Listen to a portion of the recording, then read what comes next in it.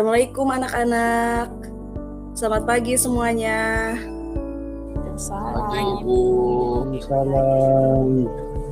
Gimana kabar kalian hari ini? Sehat semuanya? Alhamdulillah sehat. Ya, alhamdulillah kalau semuanya dalam keadaan sehat. Mudah-mudahan kedepannya kita bisa belajar dengan fokus dan bisa mengerjakan apa yang akan direncanakan hari ini. Nah, sebelum kita mulai pembelajaran, marilah kita berdoa terlebih dahulu. Coba Juliana pimpin doanya sebentar untuk memimpin teman-temannya yang ada di kelas ini. Baik Bu, mari teman-teman kita berdoa sesuai kepercayaan kita masing-masing. Selesai. Ya, terima kasih Juliana. Nah, selanjutnya minggu lalu kalian masih ingat belajar tentang apa? Nah, minggu lalu itu kita belajar mengenai pengertian teks laporan hasil observasi, ciri-ciri teks laporan hasil observasi, dan struktur teks laporan hasil observasi. Apakah kalian masih ingat pengertian dari teks laporan hasil observasi? Rudi, coba jawab Rudi. Iya, betul. Ya, Bu. Jadi teks laporan hasil observasi itu adalah sebuah tulisan yang diawali dengan pengamatan. Jadi kita disuruh untuk mengamati terhadap objek yang ditentukan. Selanjutnya, ciri-ciri teks laporan hasil observasi. Coba siapa yang tahu atau masih ingat dengan ciri-ciri teks laporan hasil observasi? Bersifat fakta, Bu. Iya, betul sekali. Jadi yang namanya ciri-ciri teks laporan hasil observasi itu, yang pertama itu harus bersifat fakta atau yang bisa dilihat atau nyata yang ada di sekitar kita. Kemudian selanjutnya apalagi ciri-cirinya? Coba jawab. Kayaknya semuanya lupa nih. Objektif, Coba, Bu. Ya betul, objektif. Jadi yang pertama tadi harus sesuai dengan fakta, kemudian yang kedua harus objektif. Nah, selanjutnya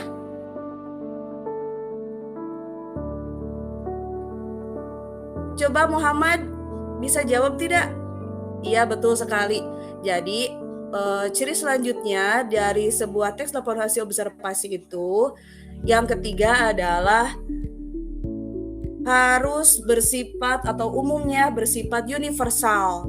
Kemudian yang keempat harus sesuai dengan hasil penelitian terkini yang terbukti kebenarannya. Betul sekali yang tadi Muhammad jawab.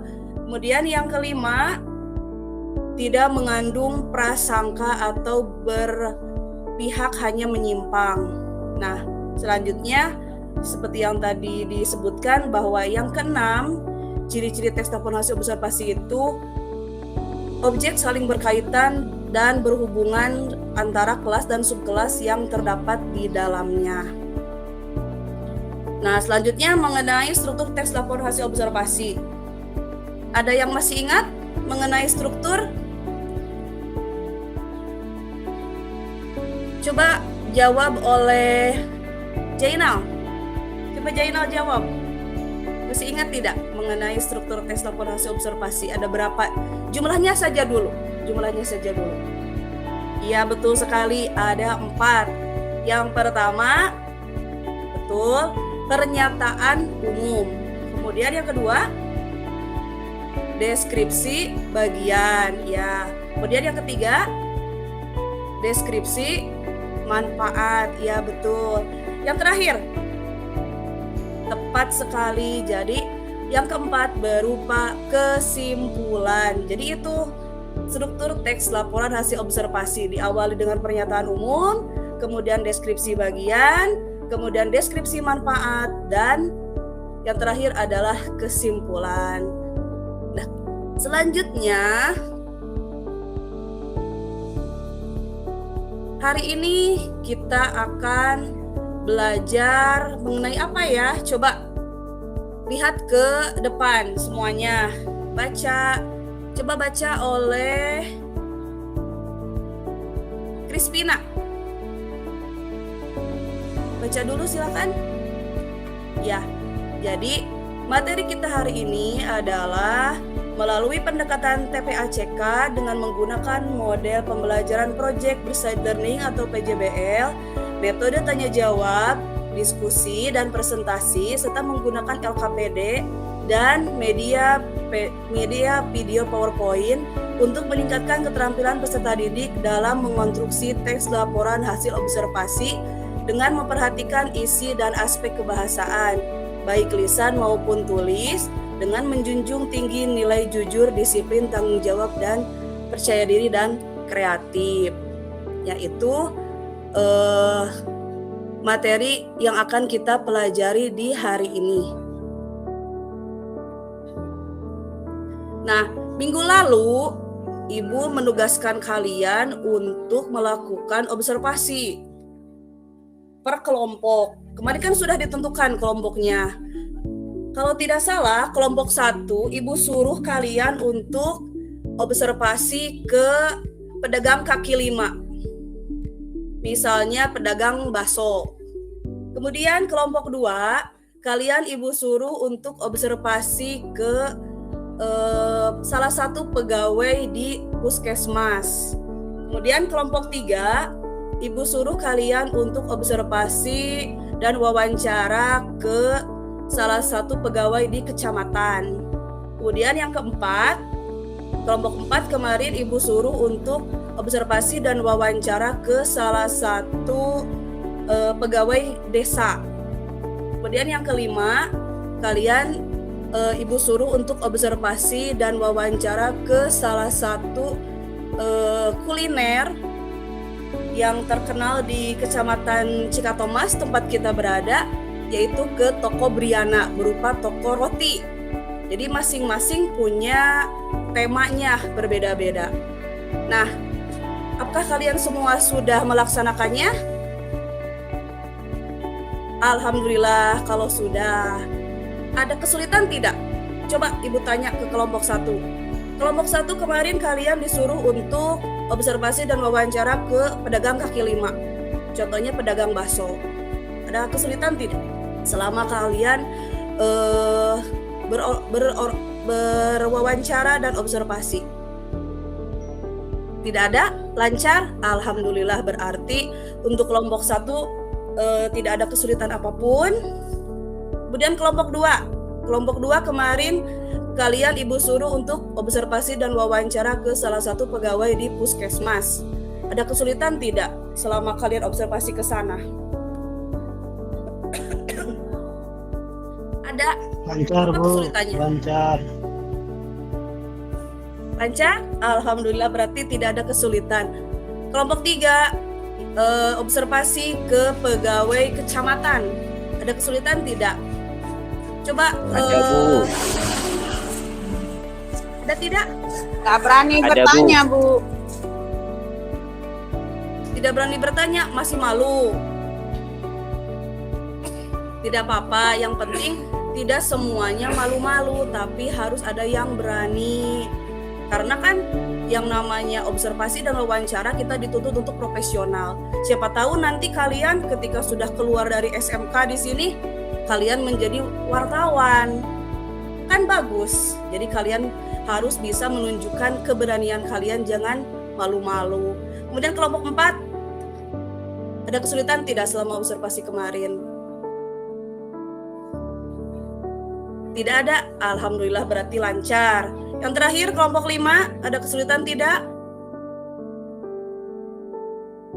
Ya, berarti semuanya hampir lancar, tidak ada kesulitan yang sangat-sangat susah. Karena yang namanya observasi itu memang dibutuhkan fokus, kemudian wawancara juga dibutuhkan keberanian. Nah, untuk pembelajaran hari ini seperti yang tadi Ibu sebutkan, kalian akan belajar mengenai mengonstruksi teks laporan hasil observasi dengan memerhatikan isi dan aspek kebahasaan baik lisan maupun ditulis. Nah, sebelum kalian mengonstruksi teks laporan hasil observasi, kalian akan lebih baiknya kalau misalnya mengetahui terlebih dahulu aspek kebahasaan teks laporan hasil observasi.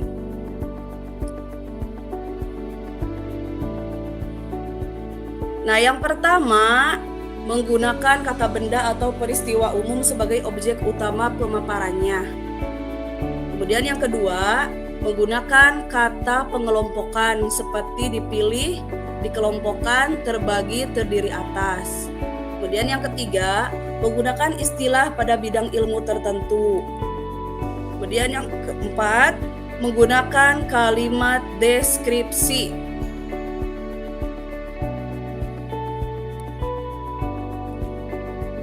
Kemudian yang kelima, menggunakan perba relasional. Coba kalian ingat, apa itu perba? Perba, nomina, adverbial, adjektiva.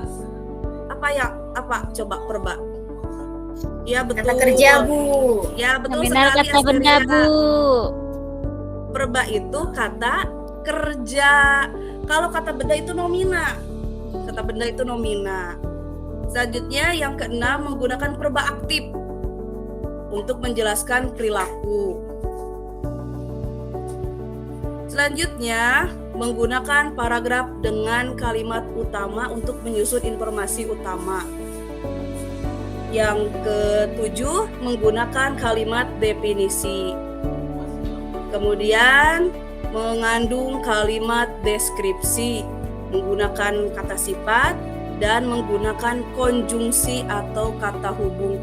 Konjungsi itu banyak, ada dan, atau, sedangkan, kemudian, dan lainnya. Jadi macamnya itu banyak sekali.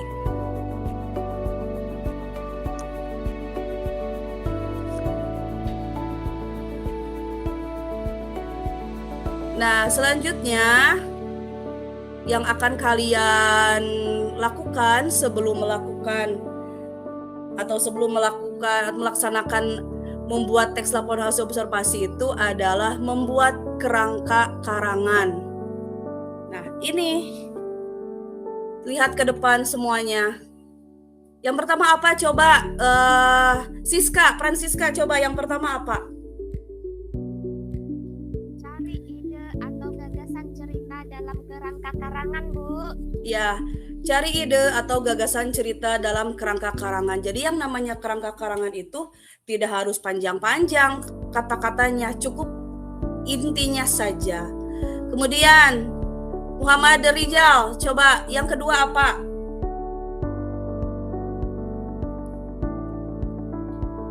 Ya betul, buat alur struktur naratif. Naratif di sini adalah berupa cerita. Kemudian coba Eka Sari yang ketiga apa?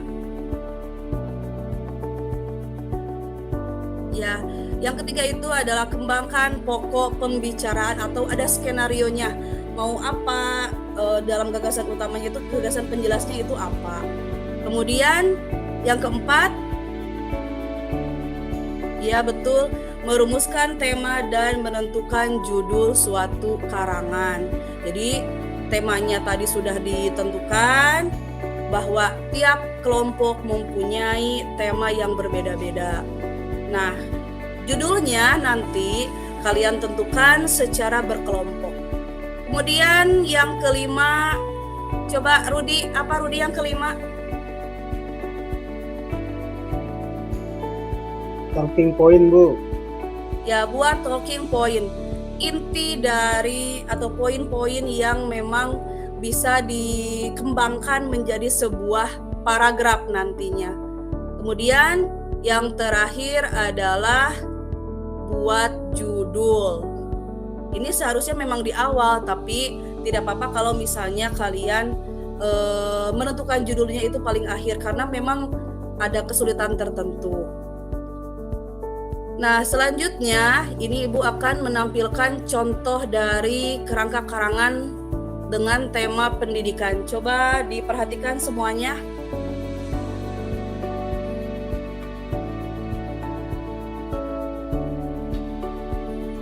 tema pendidikan, judulnya cara meningkatkan motivasi belajar.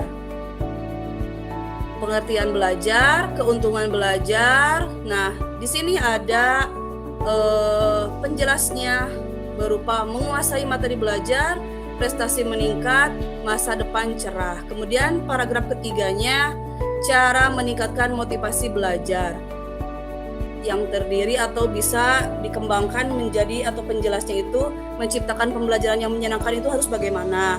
Kemudian lingkungan belajar yang menarik agar siswa termotivasi untuk belajar itu harus bagaimana, dan harus memahami minat belajar. Nah, itu merupakan contoh kerangka karangan. Jadi ini referensi atau contoh kalian ketika nanti akan membuat kerangka karangan sebelum menuliskan teks laporan hasil observasi. Selanjutnya, nah ini contoh teks laporan hasil observasi. Nah, ini contohnya. Coba perhatikan. Di sini ada teks yang berjudul jeruk. Nah, di sana coba Crispina, ada berapa paragraf semuanya? 5, Bu. Ya, betul, semuanya ada 5 paragraf. Kemudian selanjutnya Ibu akan menampilkan contoh atau langkah selanjutnya dari teks laporan hasil observasi itu harus bagaimana.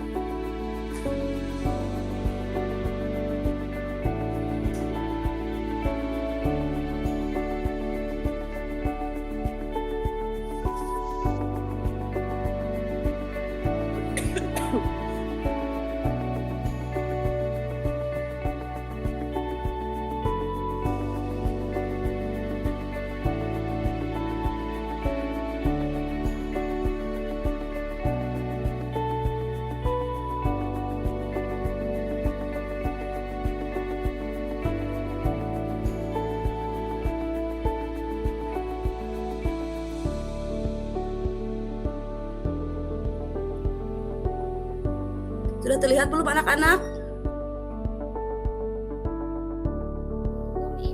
Belum, Bu.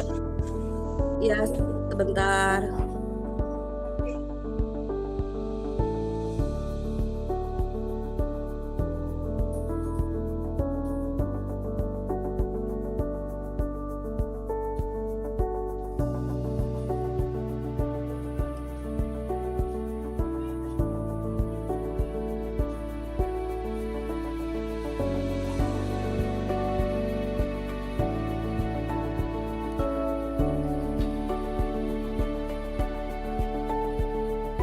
Apakah terlihat?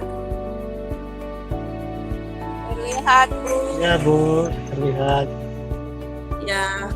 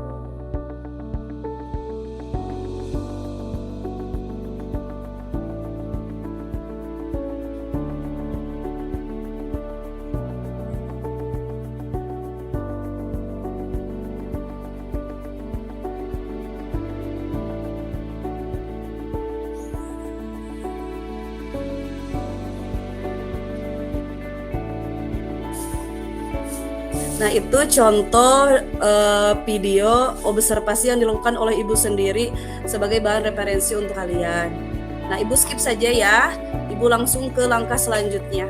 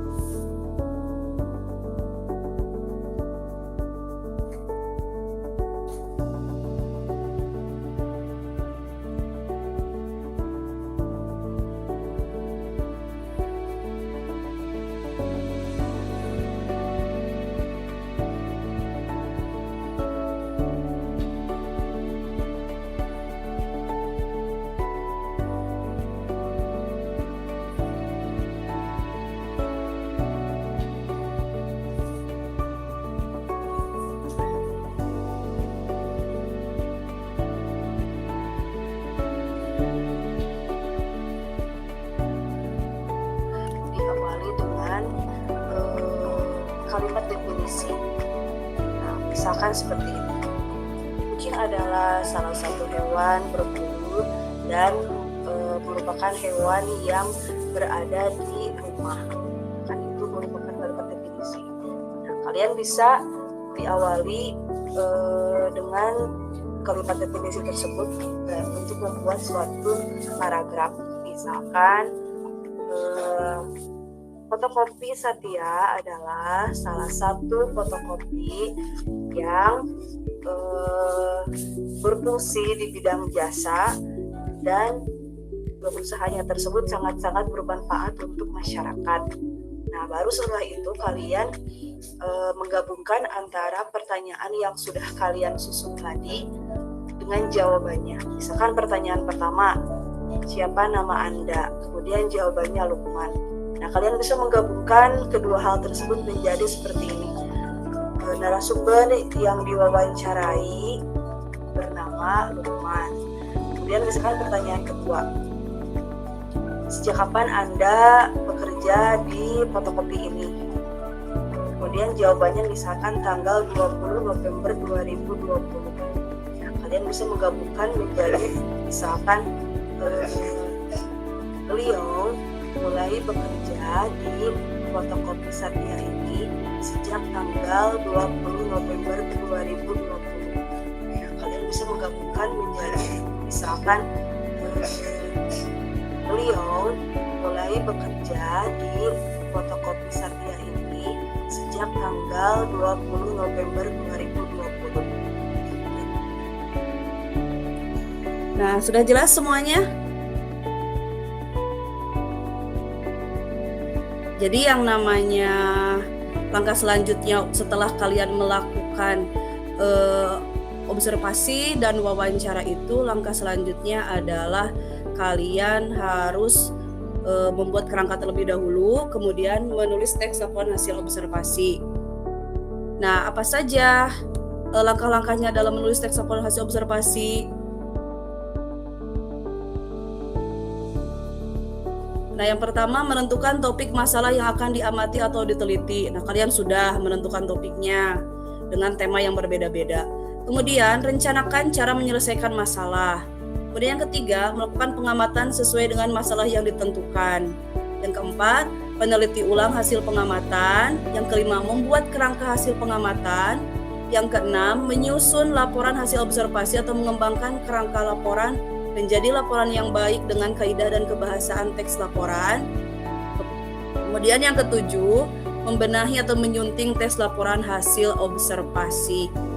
Nah, dari penjelasan yang sudah kalian saksikan tadi, awalnya itu ketika kalian melakukan wawancara diawali dengan pertanyaan kemudian dijawab.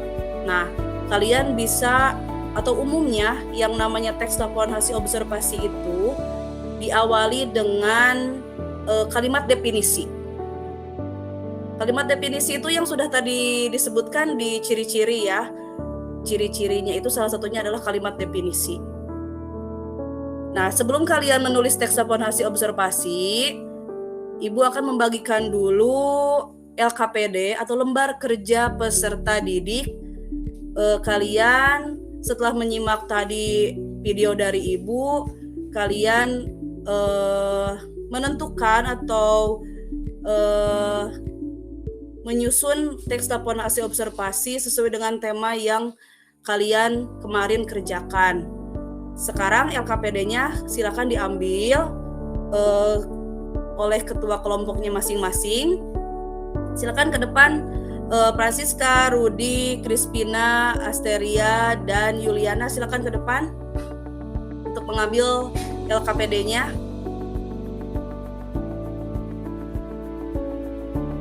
Nah, silakan kerjakan LKPD-nya dan sekaligus kalian membuat teks laporan hasil observasi. Waktu yang ditentukan itu 45 menit. 30 menit kalian gunakan untuk membuat teksnya, kemudian 15 menit kalian pakai untuk mengisi LKPD secara berkelompok.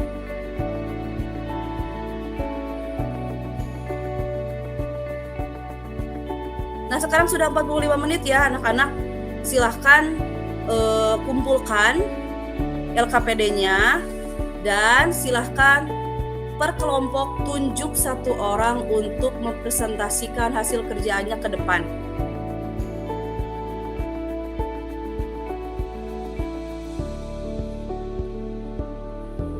Sudah, kelompok 1 siapa yang mau menjadi perwakilan dari kelompoknya? Ya, kelompok 1 diwakili oleh Francisca, kemudian kelompok 2 oleh siapa? Muhammad Rijal. Kelompok 3 oleh Crispina. Ya, setelah semuanya sudah tampil ke depan, Ibu akan menilai satu persatu semuanya. Nah, terima kasih untuk pembelajaran hari ini. Mudah-mudahan ilmu yang kalian dapatkan bisa bermanfaat, dan untuk ke depan atau minggu depan kita akan belajar mengenai teks eksposisi. Silakan kalian cari materi-materi yang berhubungan dengan teks eksposisi. Untuk penutupnya kita simpulkan dulu ya pembelajaran hari ini bahwa yang namanya teks laporan hasil observasi itu ketika kalian akan membuatnya itu harus diawali dengan observasi, wawancara, kemudian membuat kerangka karangan, dan yang terakhir adalah menuliskan teks laporan hasil observasi. Nah, sebelum Ibu pamit dari kelas ini, silahkan pimpin doa dulu oleh tadi siapa, Yuliana ya? Silahkan pimpin doa dulu sebagai penutup untuk pembelajaran hari ini. Terima kasih kepada Yuliana. Selamat bertemu minggu depan. Mudah-mudahan semuanya bisa hadir seperti hari ini, semuanya hadir dan diberikan kesehatan dan kelancaran dalam menjalankan aktivitas baik di sekolah maupun di rumah. Wassalamualaikum warahmatullahi wabarakatuh.